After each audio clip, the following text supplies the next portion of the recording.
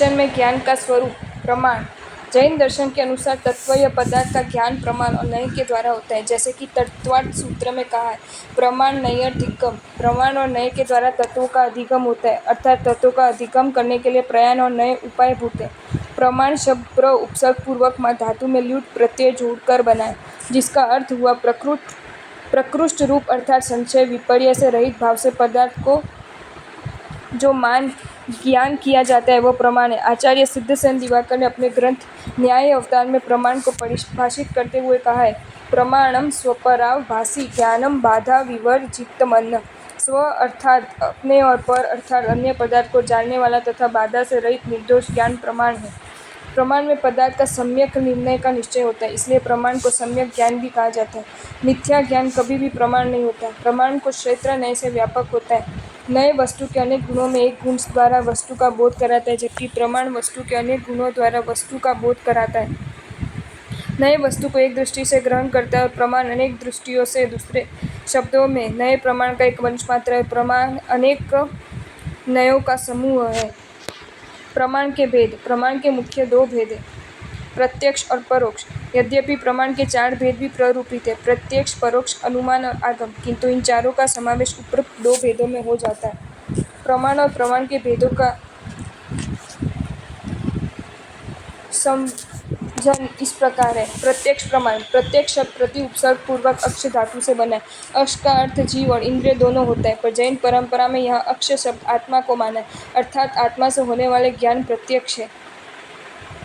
अन्य दर्शनों में साधारण तौर पर इंद्रिय जन्य ज्ञान को प्रत्यक्ष माना है, परंतु जैन दर्शन ने इसे परोक्ष माना है। इस विरोध को दूर करने के लिए और अन्य दर्शनों के साथ समन्वय करने की दृष्टि से जैन दार्शनिकों ने प्रत्यक्ष की परिभाषा में कुछ परिवर्तन किया और कहा, विशुद्ध प्रत्यक्षम अविशदम परोक्षम, अर्थात विशद ज्ञान प्रत्यक्ष है और अविशद अस्पष्ट ज्ञान का परोक्ष कहा है। प्रत्यक्ष के उन्होंने 2 भेद कर दिए हैं, पारमार्थिक प्रत्यक्ष और सांव्यावहारिक प्रत्यक्ष। पारमार्थिक प्रत्यक्ष जिस ज्ञान में इंद्रिय, मन या किसी अन्य प्रमाणों के सहायता की अपेक्षा नहीं होती तथा जो सीधा आत्मा से होता है, उसे पारमार्थिक प्रत्यक्ष कहते हैं। इसके 2 भेद हैं, सकल या पूर्ण यानी केवल ज्ञान, विकल या पूर्ण यानी अवधि ज्ञान और मनःपर्य ज्ञान। सांव्यावहारिक प्रत्यक्ष इंद्रिय और मन से होने वाला ज्ञान सांव्यावहारिक प्रत्यक्ष है, या जिसके द्वारा हम सम्यक प्रकार से प्रवृत्ति और निवृत्ति रूप व्यवहार करते हैं, वह संव्यवहार है। इसके 4 भेद बताए गए, अग्र, इहा, अपाय और धारणा। संव्यावहारिक और पारमार्थिक प्रत्यक्ष का विस्तृत विवेचन मिले। परोक्ष प्रमाण। जो ज्ञान यथार्थ होते हुए भी अविशद या अस्पष्ट है, अर्थात जिस ज्ञान में दूसरे प्रमाणों की अपेक्षा रहती है, वह परोक्ष प्रमाण है। परोक्ष प्रमाण के मुख्य 5 भेद हैं, स्मृति, स्मरण, प्रत्यभिज्ञान, तर्क, अनुमान और आगम। स्मृति स्मरण किसी ज्ञान अनुभव के संस्कार के जागरण होने पर तत्व अर्थात वह इस आकार वाला जो ज्ञान होता है वह स्मृति है। यह अतीतकालीन पदार्थ को विषय करता है। इसमें तत्व शब्द को उल्लेख अवश्य होता है, जैसे वह मनुष्य है, वह राजगृह है आदि। प्रत्यभिज्ञान प्रत्यक्ष और स्मरण की सहायता से जो जोड़ स्वरूप ज्ञान होता है उसे प्रत्यभिज्ञान कहते हैं। वर्तमान में किसी पदार्थ को देख अथवा जानकर ये वही है जो पहले देखा जाना था, इस प्रकार जोड़ रूप ज्ञान होना। स्मृति का स्वरूप जहाँ वह मनुष्य है, वहाँ प्रत्यभिज्ञान का स्वरूप है, ये वही मनुष्य है।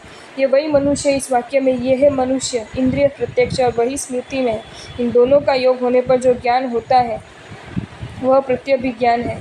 तर्क व्याप्ति के ज्ञान को तर्क कहते हैं। साध्य और साधन के अविभाव, एक के बिना दूसरे का न होना को व्याप्ति कहते हैं। अमुक वस्तु होने पर ही अमुक दूसरी वस्तु का होना या पाया जाना उपलम्भ कहलाता है, और एक के अभाव किसी दूसरी वस्तु का न होना या न पाया जाना अनुपलम्भ कहलाता है। जैसे अग्नि होने पर ही धुएं का होना और अग्नि के अभाव में धुएं का न होना, अतः उपलम्भ और अनुपलम्भ रूप जो व्याप्ति है उससे उत्पन्न होने वाला ज्ञान तर्क है। अनुमान साधन से होने वाला साध्य के ज्ञान को अनुमान कहते हैं। साधन को लिंग या चिन्ह भी कहा जाता है। चिन्ह से चिन्हमान का ज्ञान करना अनुमान है, जैसे सूत, धागे आदि को देखकर कपड़े का अनुमान करना या धूम से अग्नि को जान लेना।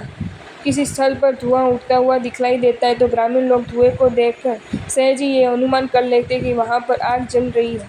अनुमान के मुख्य 2 भेद किए गए हैं, स्वार्थानुमान और परार्थानुमान। स्वार्थानुमान यानी जो अपने अज्ञान की निवृत्ति करने में समर्थ हो, वह स्वार्थानुमान है। परार्थानुमान जो दूसरों को अज्ञान को दूर करने में समर्थ हो, वो परार्थानुमान है।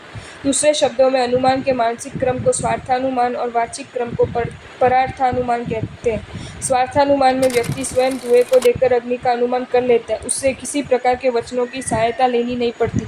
पर जब किसी प्रकार के वचनों की सहायता लेनी नहीं पड़ती, उसी बात का किसी दूसरे को अनुमान करवाना होता है,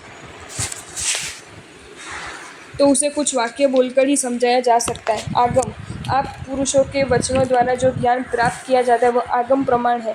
आगम के 3 प्रकार हैं, सूत्रागम, अर्थागम और तदुभयागम। सूत्रागम, तीर्थंकर की वाणी जो गंधर आदि सूत्र रूप में होते हैं उसे सूत्रगम कहते हैं, जैसे आचरण आदि। अर्थागम, सर्वज्ञ भगवान का जो अर्थ रूप उपदेश होता है वह अर्थागम है। तदुभय आगम, सूत्र और अर्थ दोनों रूपों में जो ज्ञान होता है वह तदुभय आगम है। इस प्रकार प्रमाण के द्वारा पदार्थों को यथार्थ ज्ञान होने से मनुष्य मिथ्यात्व से सम्यक्त्व की ओर अभिमुख होता हुआ मोक्ष मार्ग में प्रवृत्त होता है। आपको ये वीडियो अच्छा लगा हो तो इसे लाइक करें और शेयर करें, और ऐसे ही नए नए वीडियोज़ देखने के लिए सब्सक्राइब करें हमारी channel Jain facts and stories को।